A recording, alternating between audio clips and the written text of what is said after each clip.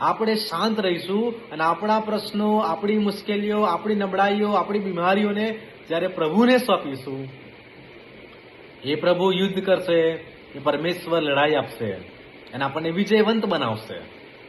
અને જ્યારે આ ઇઝરાયેલી પ્રજાને માટે પરમેશ્વરનું વચન આવે છે મૂસાની પાસે, અને મૂસા એ સમગ્ર પ્રજાને કહે છે, તમારે શાંત રહેવું, તમારે બોલવું નહીં, તમારે યુદ્ધ કરવું નહીં, તમારે ફક્ત જોવું.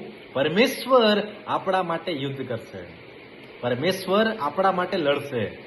જ્યાં શક્ય લાગે છે, જ્યાં આપણે નિરાશ થઈ ગયા છે, જ્યાં આપણે હારી ગયા છે, ત્યારે આપણે આપણા યુદ્ધો, આપણી નબળાઈઓ, આપણા પ્રશ્નો, આપણી મુશ્કેલીઓ, આપણી બાબતો પ્રભુ ઈસુ ખ્રિસ્તના હાથમાં સોંપીએ.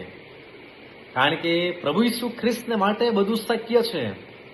પ્રભુએ યુદ્ધ લડીને આપણને વિજય આપી શકે છે.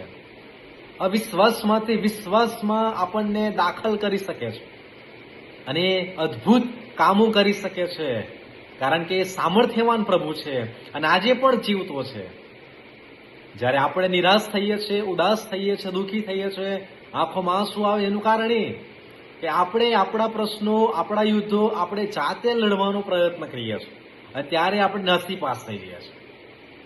પણ જ્યારે એ પ્રશ્નો